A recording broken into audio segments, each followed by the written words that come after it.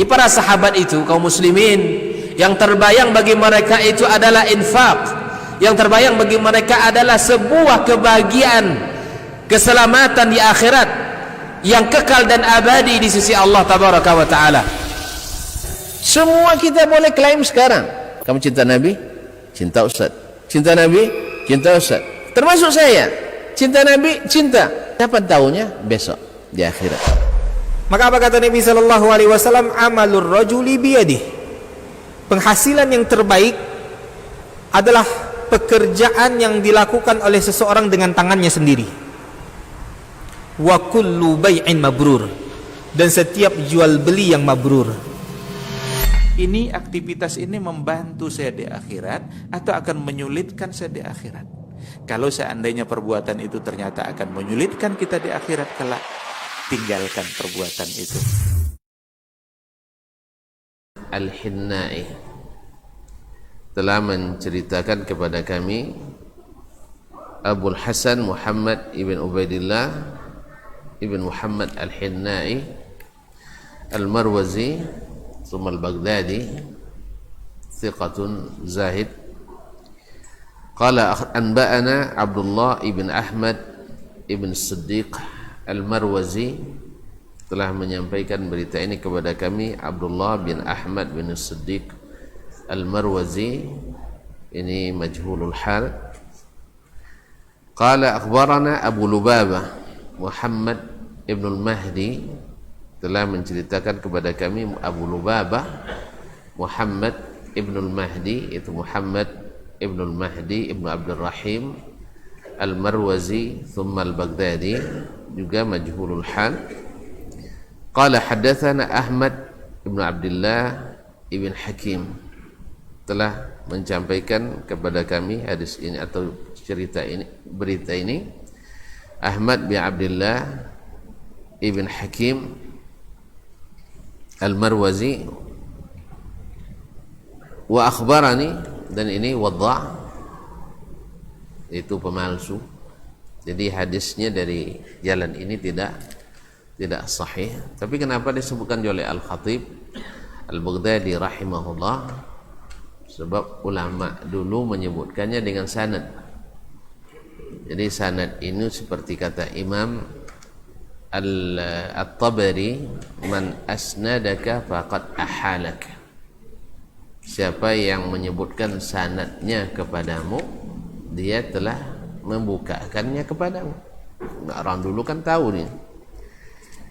Kita sekarang yang apa namanya, yang tidak tahu tentang sanad itu. Jadi beliau berharap, itu sebab pertama. Yang kedua, mudah-mudahan ditemukan nanti jalan yang lain bukan dari jalan ini. Itu menghasung para penuntut ilmu untuk mencari dan menggali, mana tahu ada jalur yang lain yang dengannya hadis ini sahih, dari jalur ini tidak. Dan kalau tidak, juga untuk memberitahukan kepada para penuntut ilmu bahwa hadis ini tidak sahih dari Nabi sallallahu alaihi wasallam. Itu cara mereka dulu. Jadi mereka di zaman itu boleh dikatakan tidak ada namanya takhrij.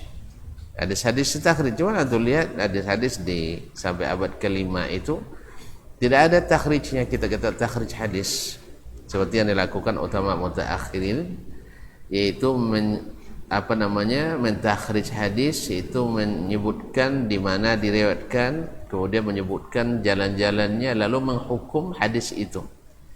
Kenapa? Masanya berbeda. Sekarang sudah ditakhrij pun kita tidak tahu juga di mana pula disebutkan oleh ulama takhrij. Allahumma musta'an. Makanya kaum muslimin dan muslimat dirahmati Allah SWT, itulah sebabnya kenapa juga riwayat ini disebutkan dalam kitab-kitab mereka. Memang semakin ke belakang, semakin kita tidak paham, akhirnya kadang-kadang menjadi amalan berdasarkan hadis-hadis yang tidak valid dari Nabi SAW. Nah, tugas kita pula di masa ini untuk membersihkan, Ustaz ya, mana riwayat yang sudah terlanjur dipakai dan di atas dibangun hukum syar'i.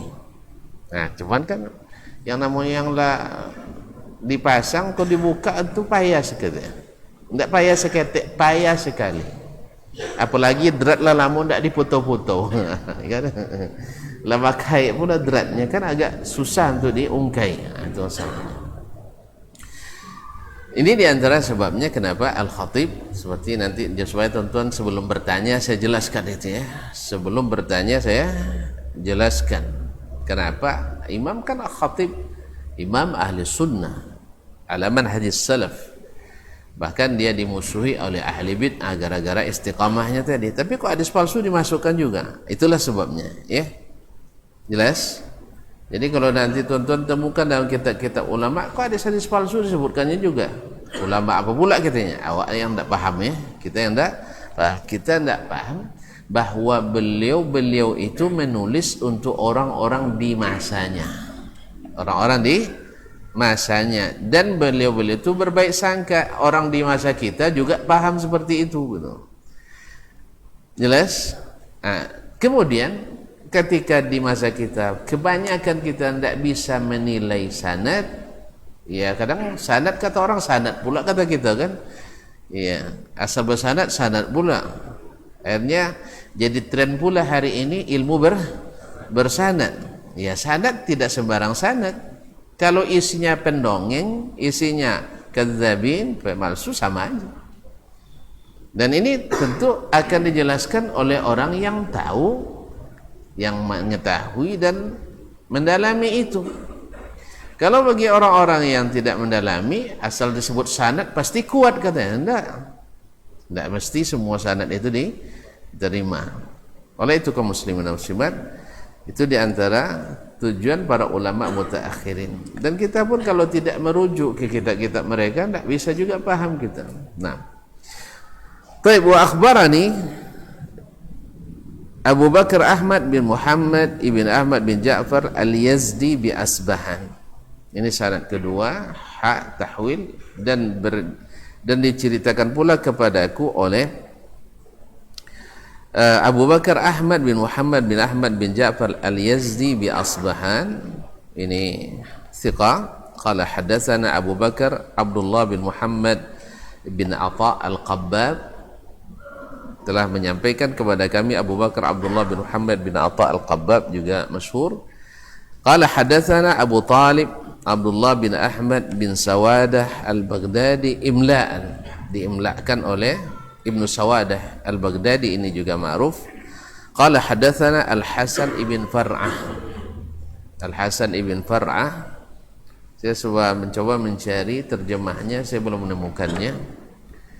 Dan kemungkinan wallahu alam Al-Hasan ibn Arafah, mungkin salah ketik ketika diterbitkan Al-Hasan ibn Arafah. Kalau Hasan bin Arafah Al-Fasawi masyhur, salah seorang ulama hadis dan juga menulis kitab-kitab hadis.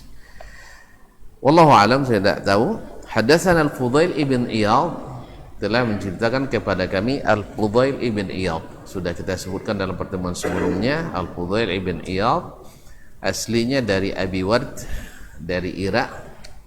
Abi Ward itu di utara, atau ya di utaranya Basrah, arah ke Baghdad. Beliau ini dulu ditakuti orang. Kalau lewat Abi Ward itu orang tak sanggup lewat.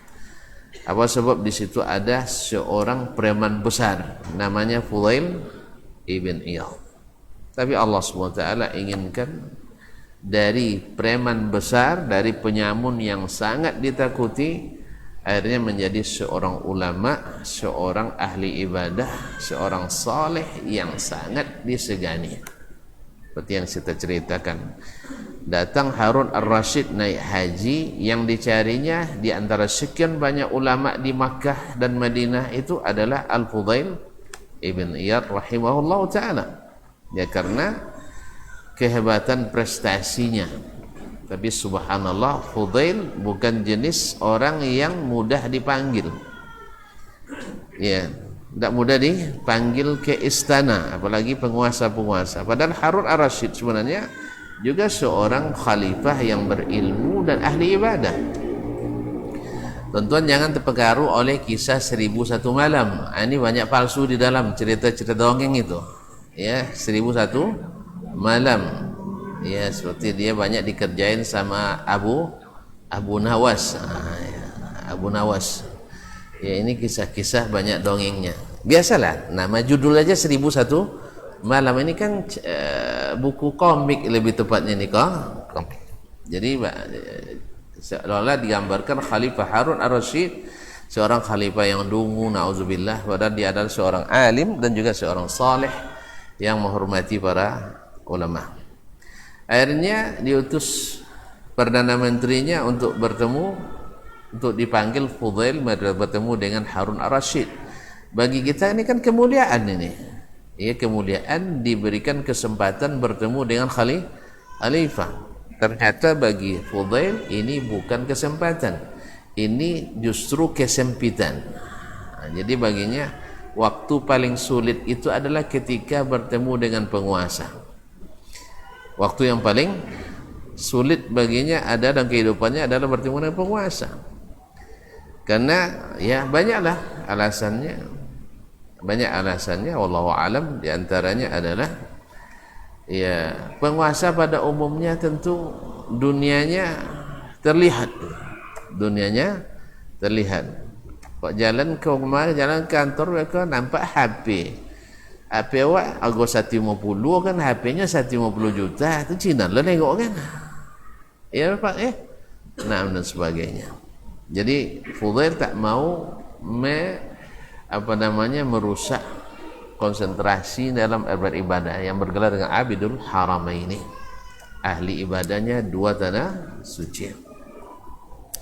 Nah, Harun ar-Rasyid rahimahullah ta'ala ketika tidak berhasil mendatangkannya ke kemah atau ke tempat, atau kalau sekarang hotelnya dia, dulu kan berkemah dia, kemah kerajaannya, khalifahnya. Ketika dia Fudail tak mau datang, dia sendiri yang datang ke Fudail bin Iyad tanpa pengawal. Ya enak di zaman dulu ya, pemimpin tanpa pengawal gitu. Datang ke rumah Fudail. Seketika dia datang ke rumahnya Fudail bin Iyad, subhanallah, mendengar yang datang Harun ar-Rasyid dimati lampu. Dimatikannya lampu sampai Harun ar-Rasyid masuk-masuk ya, meraba-raba berjalan dalam rumahnya tadi. Allah musta'an. Ini saking dia menjaga dirinya. Kalau soal loyalitasnya juga diriwayatkan daripadanya, andainya saya punya doa yang mustajab, artinya kata Allah kalau sempat dia diberikan doa mustajab, saya akan jadikan itu untuk waliyul amri, untuk khalifah yang memerintah. Sebab apa? Kalau untuk saya, soleh saya untuk saya sendiri, tapi kalau solehnya pemimpin untuk seluruh rakyatnya. Jadi kalau loyalitas jangan ditanya. Makanya orang yang senantiasa dekat dan datang, apalagi pandai berminyak air kan, pandai bermuka dua, pandai ngambil muka gitu ya, berminyak air baru pandai ngambil muka. Ini belum tentu loyalitasnya. Tapi yang jarang bertemu itu mungkin lebih daripada semua yang sering bertemu. Oleh itu kaum muslimin dan muslimat dirahmati Allah, inilah Fudail bin Iyad rahimahullah ta'ala. Wa akhbarana Al-Hasan bin Abi Bakar, telah menyampaikan hadis kepada kami Al-Hasan ibn Abi Bakar, qala anba'ana Abu Muhammad Da'laj ibn Ahmad ibn Da'laj Al-Mu'addil, ini masyhur di antara murid Ad-Daraqutni. Qala anba'ana Muhammad bin Ali bin Zaid As-Sa'iq, telah menceritakan kepada kami Muhammad bin Ali bin Zaid As-Sa'iq Al-Baghdadi. Qala haddatsana Sa'id ibn Mansur, Sa'id ibn Mansur sahibu Al-Sunan, yang dikenal dengan Sunan Sa'id ibn Mansur. Qala haddatsana Fudail ibn Iyad, telah menceritakan kepada kami Fudail ibn Iyad an Yahya bin Ubaidillah, dari Yahya bin Ubaidillah At-Taimi Al-Madani.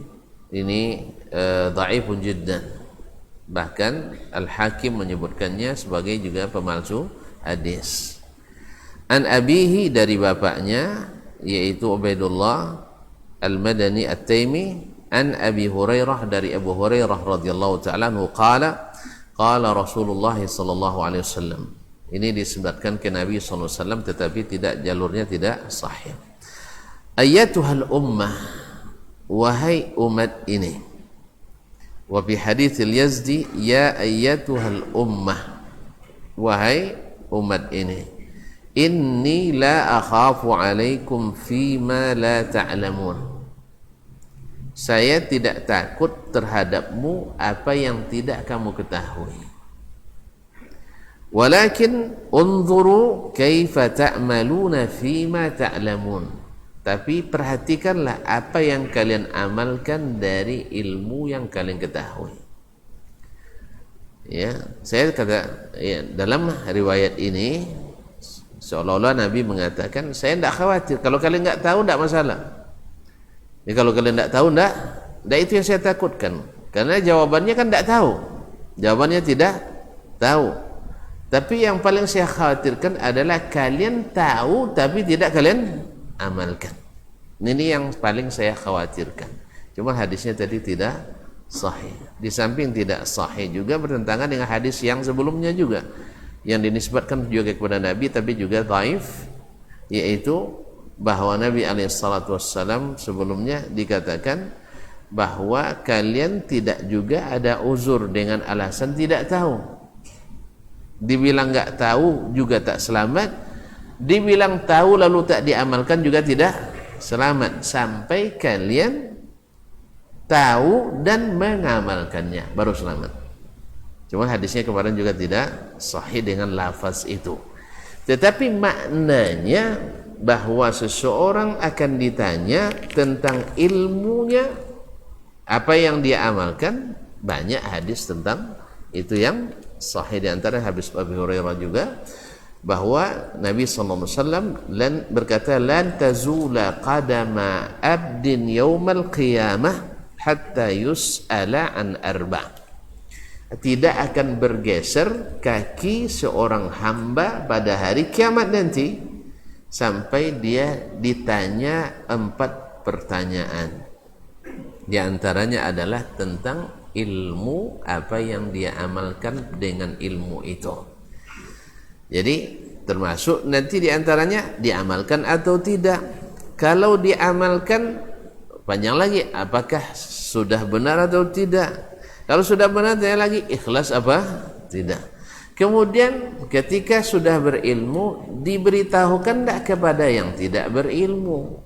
Jadi mohon maaf kalau nanti kami beritahukan sedikit dari ilmu yang kami ketahui, lalu tuan-tuan tidak setuju, tidak usah marah dulu.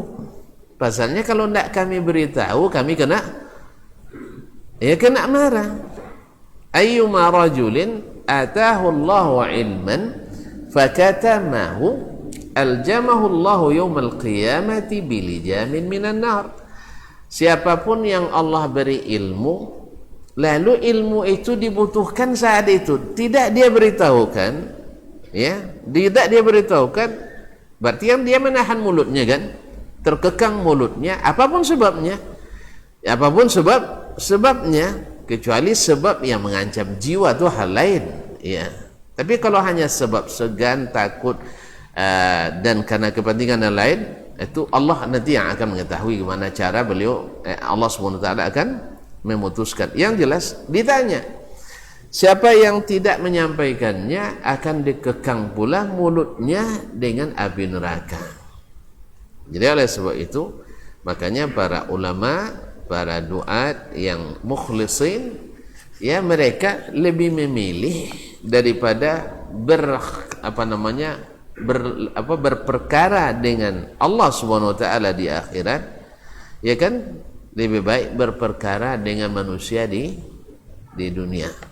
Ya kan resiko di dunia kan, ya kalau ibarat kalau sekarang kalau ngaji kadang-kadang kalau disampaikan yang tidak setuju oleh masyarakat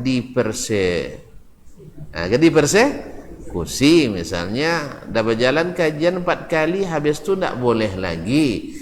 Ini kan masjid ahli sunnah, kalian masjid, nah misalnya mau tahu kan, buatlah isu-isu bahwa yang menyampaikan sunnah berarti tidak sunnah, yang menyampaikan bid'ah hasanah itu ahli, nah, kan begitu apa yang ada definisinya.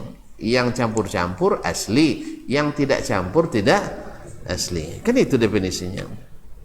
Ya, kalau yang murni sunnahnya, ini sunnah Nabi, ini pemahaman para sahabat terhadapnya, oh ini bukan ahli sunnah yang asli. Yang asli yang mana?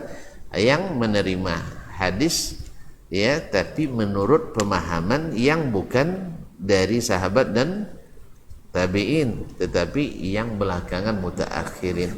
Ini, dan kemudian kalau bid'ah itu ada yang hasanah, dan bahkan bid'ah itu sama dengan sunnah.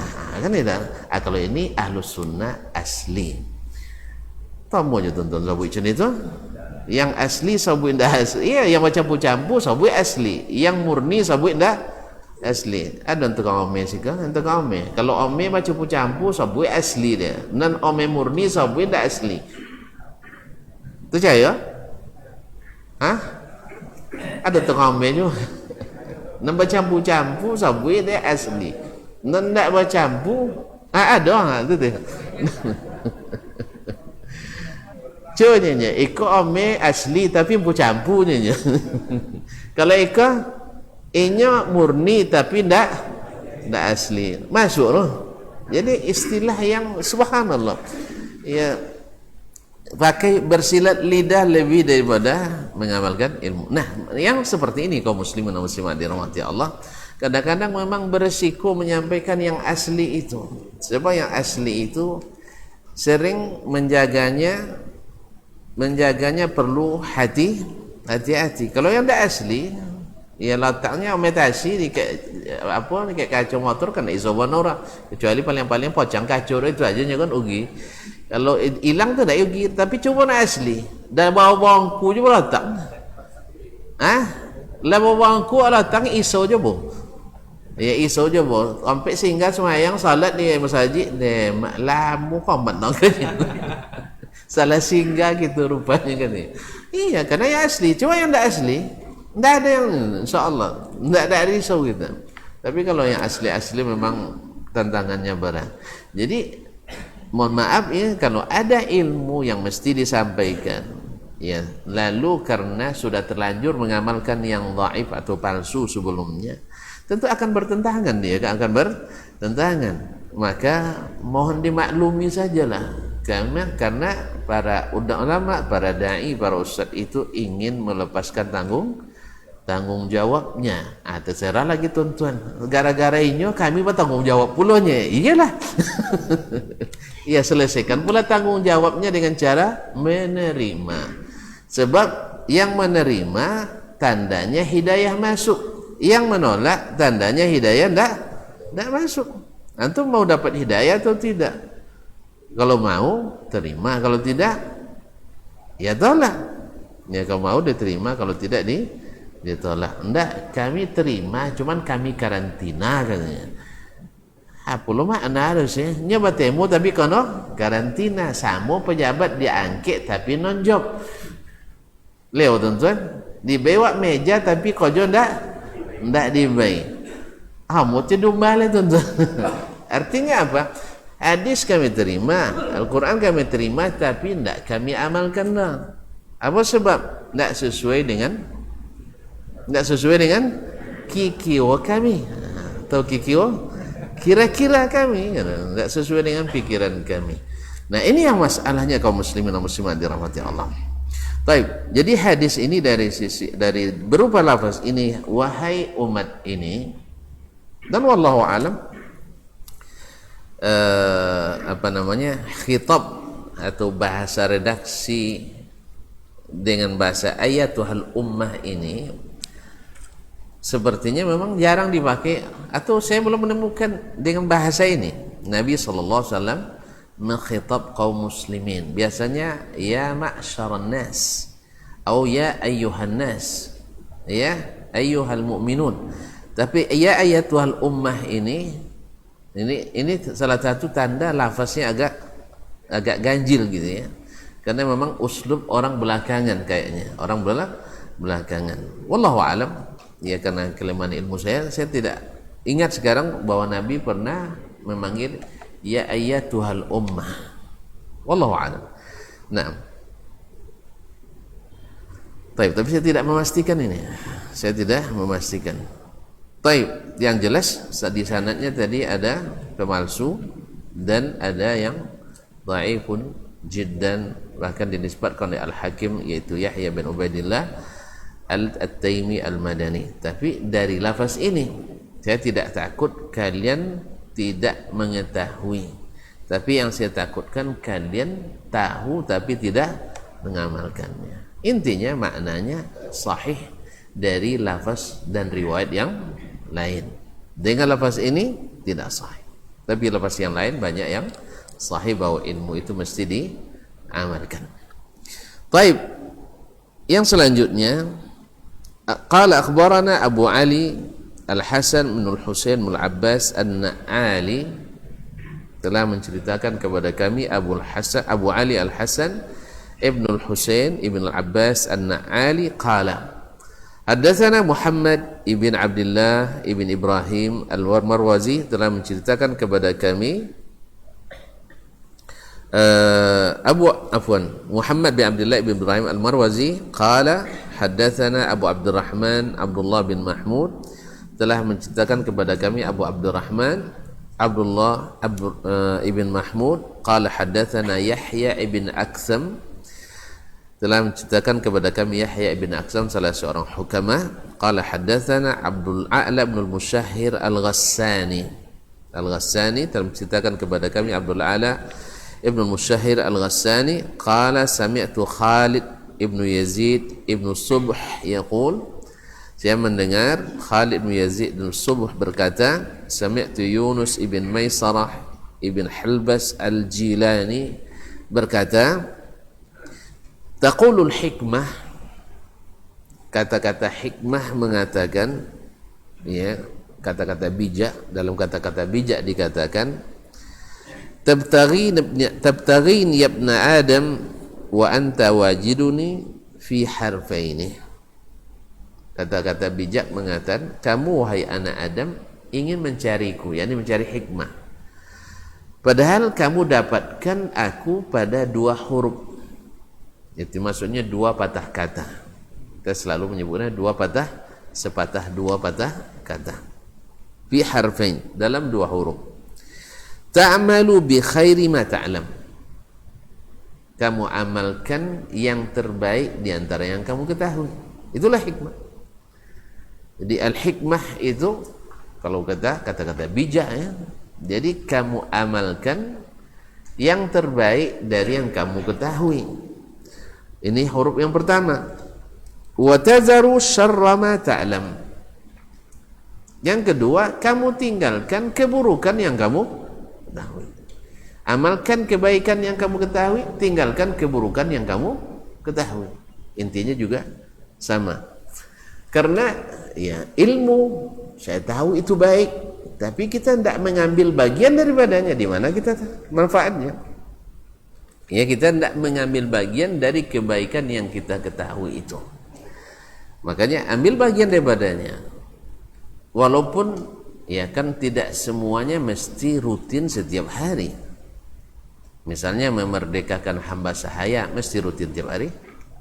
Enggak kan? Tapi kalau bersedekah bisa rutin? Bisa. Bersedekah ini banyak. Memerdekakan hamba sahaya, awak bulan ini dihamba belum bisa sekarang ini. Tapi kaum muslimin dan muslimat, pergi umrah bisa tiap bulan? Ya enggak. Dapat sekali seumur hidup, jadilah. Nah, haji juga seperti itu. Nah, mungkin tiap tahun kita haji, apalagi sekarang ini. Ya, sekarang kan kalau baru daftar sekarang mungkin 15 tahun yang akan datang baru dapat seat kita. Tetapi untuk haji setiap pagi bisa apa enggak? Ya bisa. Daripada haji seumur hidup sekali, daripada haji setiap pagi. Ya selesai sholat subuh berjamaah, duduk di masjid ini berzikir, bertasbih sambil baca doa pagi. Selepas itu terbit matahari, usahakan jangan batal wudunya, sholat 2 rakaat. Maka kata Nabi SAW dalam hadis yang hasan, bahwasanya siapa yang mengerjakan itu maka dituliskan baginya pahala haji dan umrah sempurna. Nah, ringan bunyinya tuan-tuan, tapi kan tidak banyak Nabi Sarah. Ringan kan? Kan sangat ringan itu. Cuman kadang-kadang Lailatul duduk kita wuduk pula tak tahan. Ya. Ya dah wuduk tak tahan. Dah tahan wuduk awak pula tak tahan duduk. Tak tahan duduk. Banyaklah halangan. Tetapi beruntung orang-orang yang bisa melaksanakannya.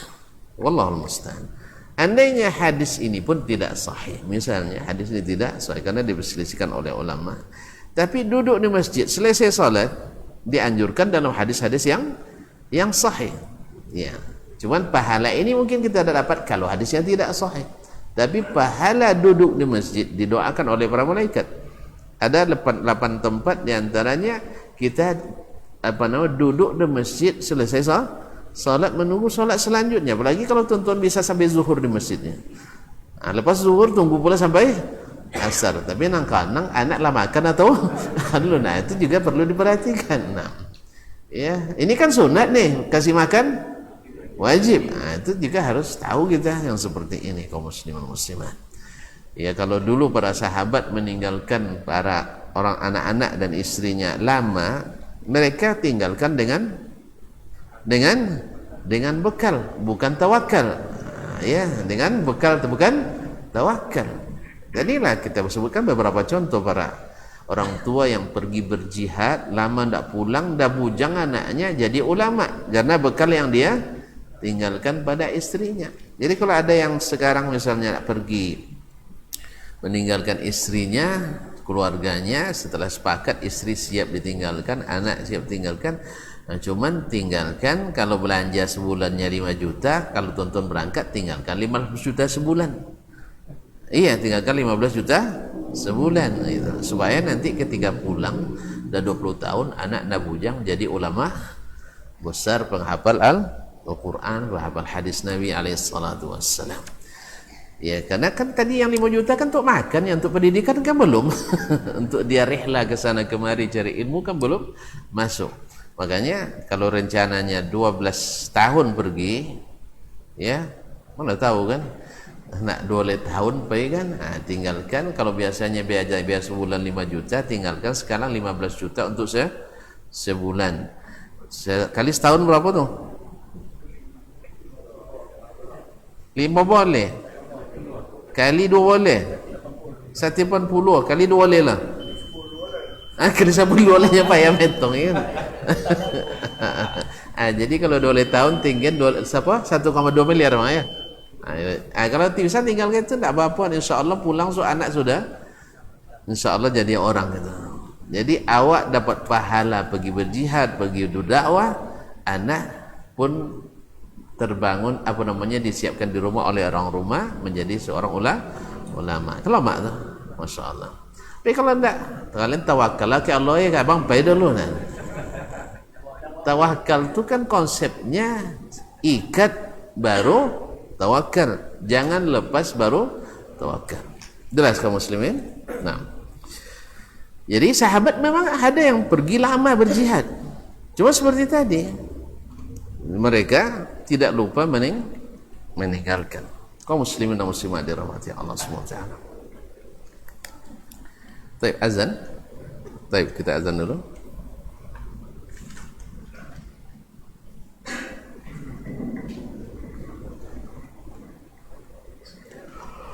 Allahu Akbar, Allahu Akbar. Allahu Akbar,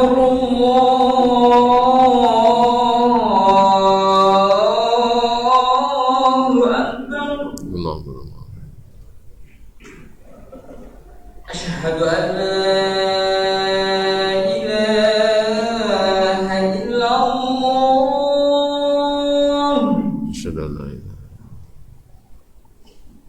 Asyhadu an la ilaha illallah.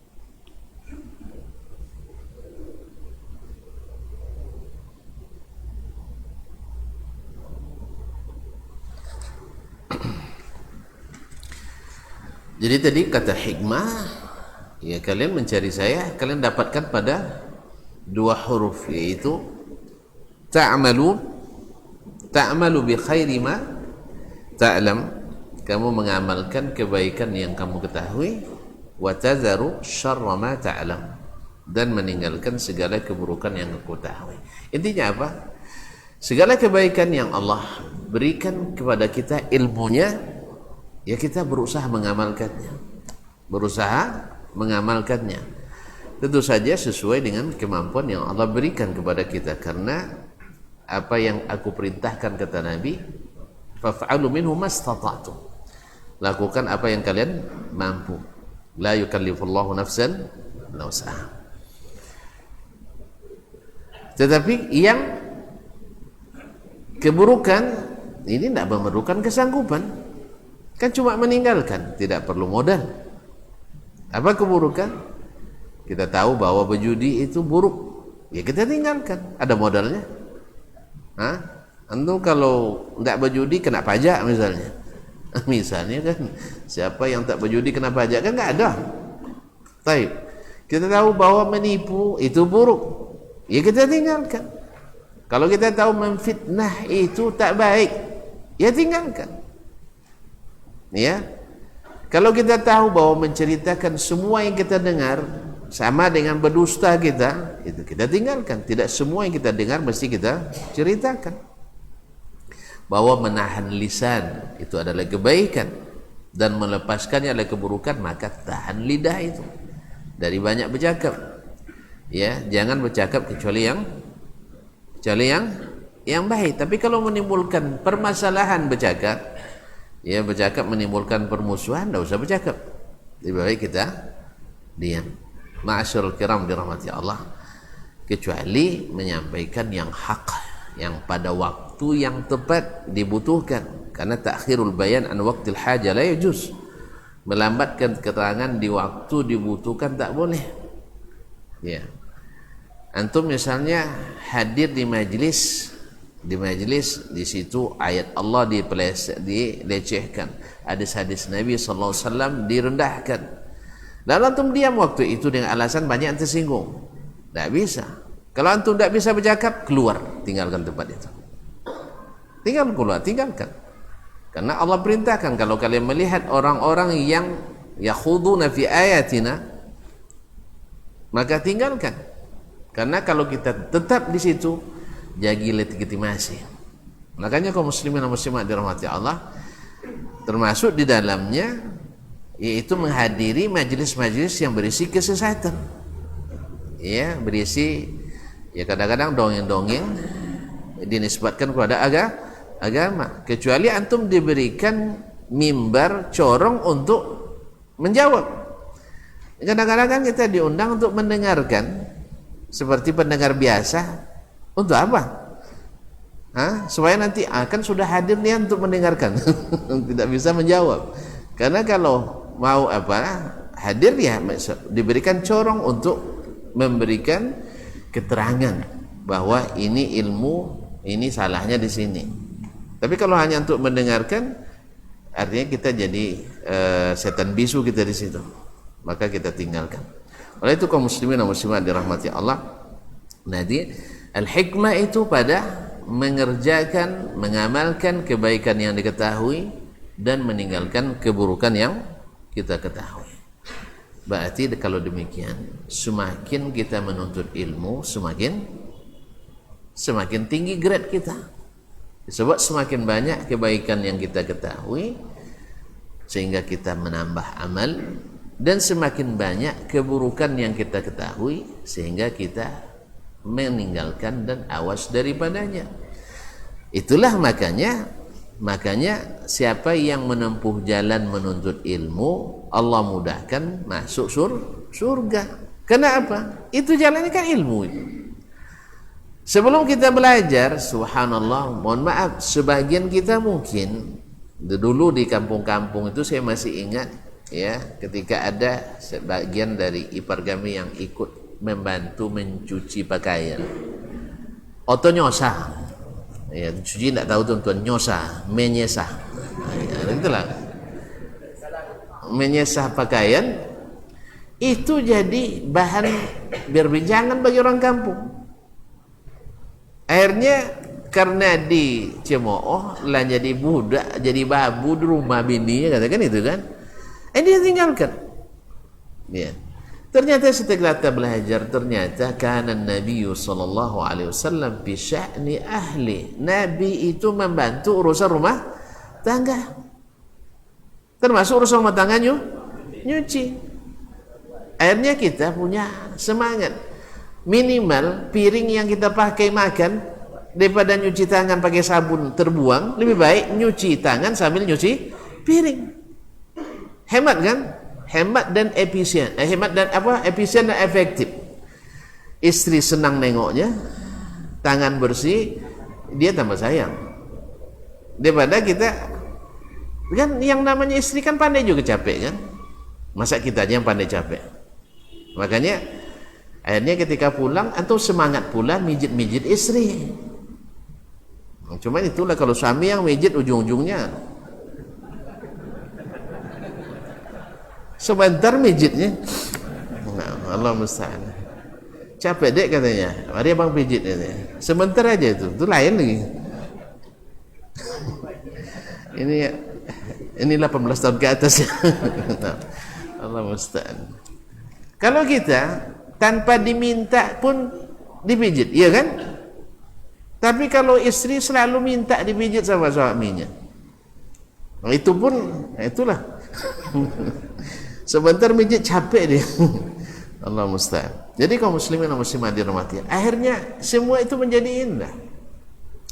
Dulu kita tidak tahu bahwa misalnya istri yang sedang datang bulan misalnya, ya, bahwa membacakan Al-Quran kepadanya sambil kita baringan dengannya boleh. Sekarang ternyata kita tahu Nabi SAW pernah bersandar di paha Aisyah radhiyallahu anha, dia sedang haid dan sambil bacaan Al-Quranul Karim. Dulu kita kaum muslimin dan muslimat dirahmati Allah, nah, misalnya di masjid misalnya, kita nggak tahu bahwa mengambil tempat duduk orang dalam masjid, orang lebih duluan dari kita, begitu kita tidak tahu. Setelah ngaji kita tahu, akhirnya kita tidak mengambil tempat duduk orang yang lebih duluan, karena Nabi katakan siapa yang duduk di masjid, dia yang lebih berhak untuk duduk kembali di situ, walaupun dia keluar setelah keluar, mungkin dia dari tadi.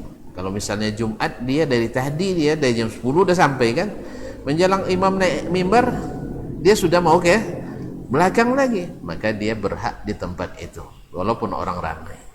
Oleh itu kaum muslimin dan muslimat, jadi mengaji semakin menambah ilmu. Ilmu itu memberitahukan kita mana yang baik, mana yang tidak baik. Nah, hikmah dari ilmu itu adalah yang baik dikerjakan, yang buruk ditinggalkan. Kadang hal-hal yang menurut kita sepele, apalah artinya, tapi di sisi Allah sungguh sangat besar. Wala tahqiranna minal ma'rufi syai'an. Jangan engkau menganggap remeh suatu pun kebaikan. Walau an talqa akhaka biwajhin taliq. sekalipun engkau bertemu dengan saudaramu dengan wajah yang manis. Nah, kalau biasanya ketemu wajahnya tidak manis, sekarang kita manis-maniskanlah. Tidak juga mau manis dilumuri madu, ya biar nampak manis wajahnya. Jadi ini manis-maniskan. Jadi kalau kita pun sedang marah, ketemu orang jangan yang tidak ikut dimarahin, jangan kena marah juga. Ini tidak, asal marah sedikit semuanya kena marah, cukup satu orang aja. Itu pun marah itu kalau bisa, ya. Marah itu kalau bisa tidak dengan menyakiti. Marah cukup dengan berpaling. Cukup dengan berpaling seperti Nabi SAW ketika dia marah. Dulu kalau bertanya, "Kaifa haluki ya fulana?" Ya kan? Sekarang tidak ada lagi bahasa itu, "Kaifa tiki?" Kamu gimana? Itu aja. Kaifa keadaanmu. Berubah sedikit, dipotong kalimatnya. Kalau dulu pakai sayang, sekarang tidak pakai sayang.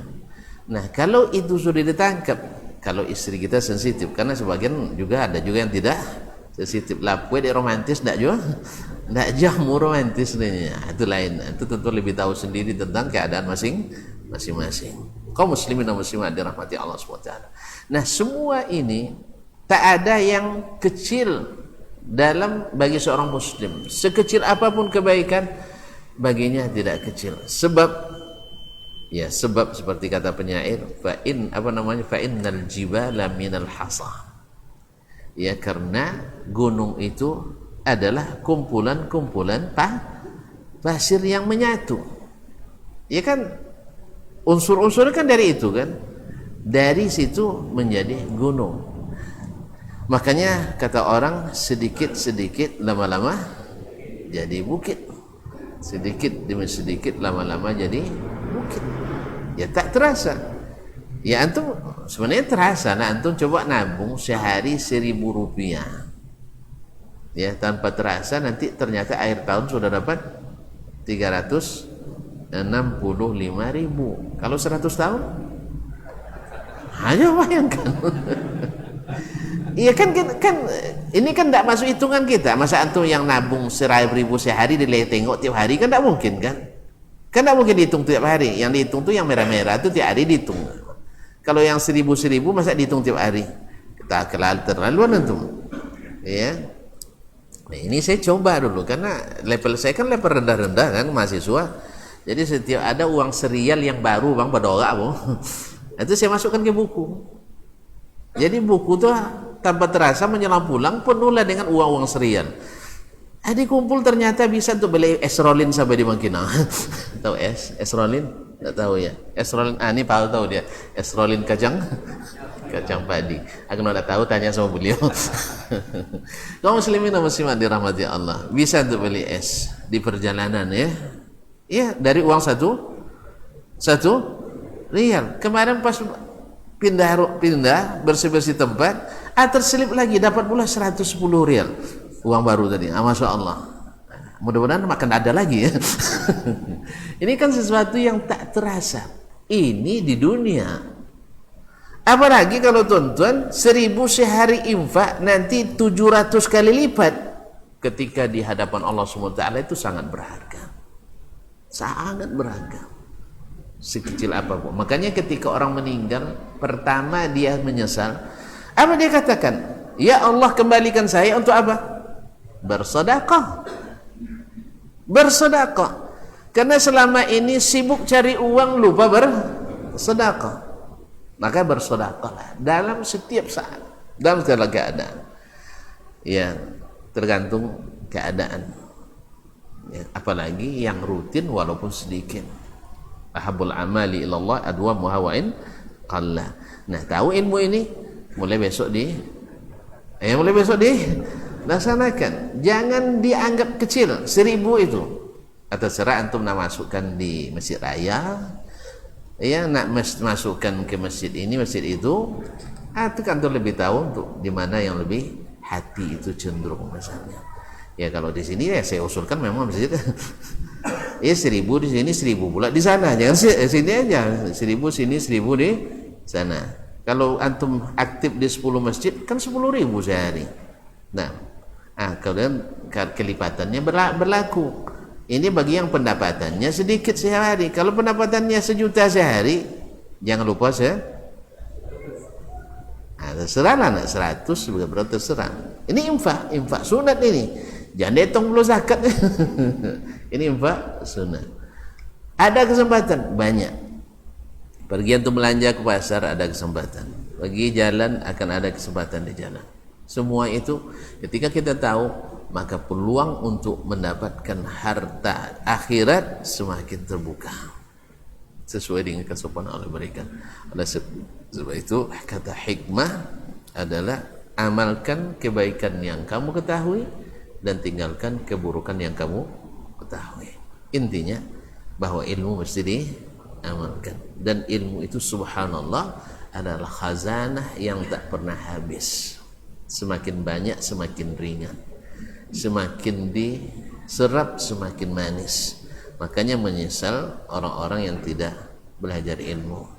Tapi orang belajar ilmu alhamdulillah tak pernah menyesal tidak mendapatkan yang lain. Mudah-mudahan Allah SWT cenderungkan hati kita untuk selalu menuntut ilmu dan dikuatkan untuk mengikutinya dan mengamalkannya. Amin ya rabbal alamin. Itu. Nah,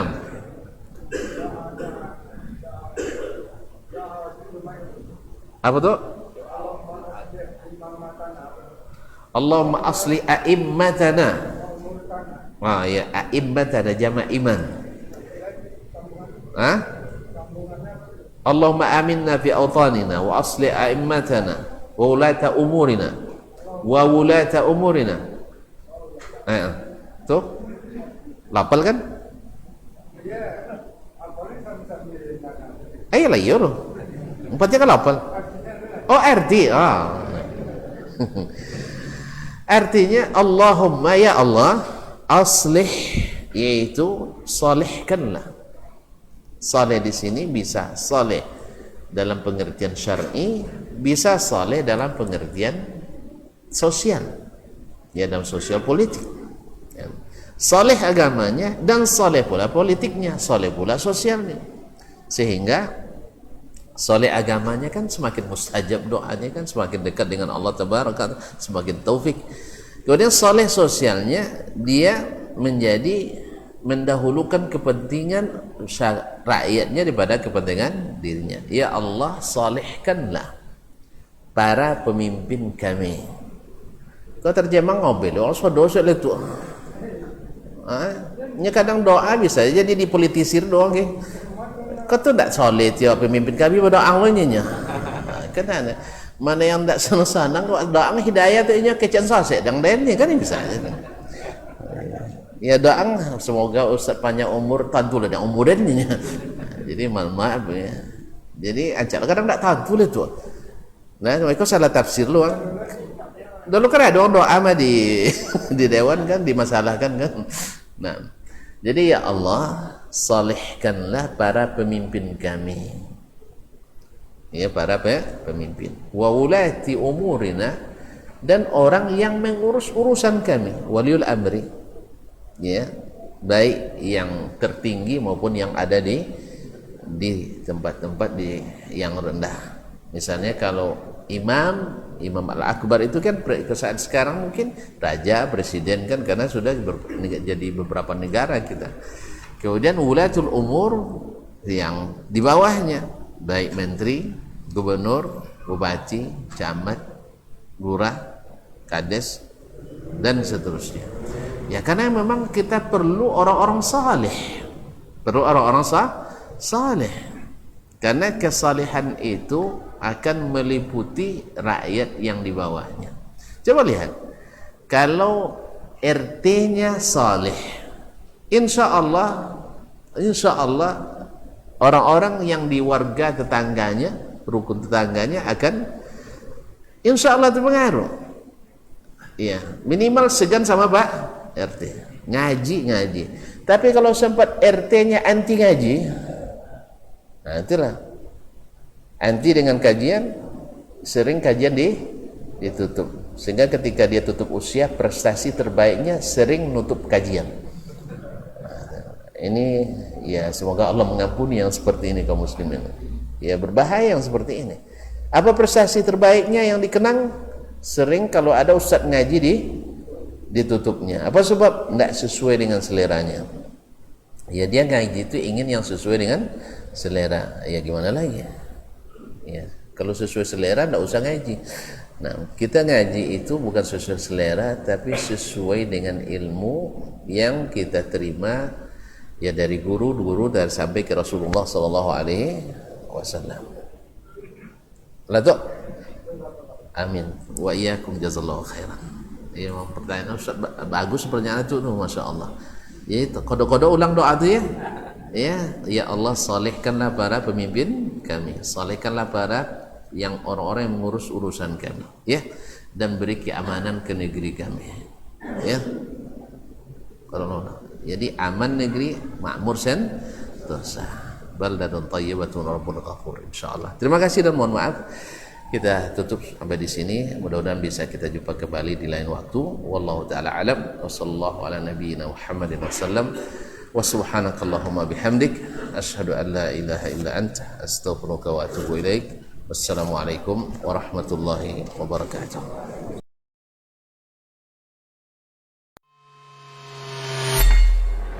Di para sahabat itu kaum muslimin, yang terbayang bagi mereka itu adalah infak. Yang terbayang bagi mereka adalah sebuah kebahagiaan, keselamatan di akhirat yang kekal dan abadi di sisi Allah Tabaraka wa Ta'ala. Semua kita boleh klaim sekarang. Kamu cinta Nabi? Cinta Ustaz. Cinta Nabi? Cinta Ustaz. Termasuk saya. Cinta Nabi? Cinta. Kapan tahunya? Besok di akhirat. Maka apa kata Nabi sallallahu alaihi wasallam? Amalur rajuli biyadihi. Penghasilan yang terbaik adalah pekerjaan yang dilakukan oleh seseorang dengan tangannya sendiri. Wa kullu bai'in mabrur, dan setiap jual beli yang mabrur.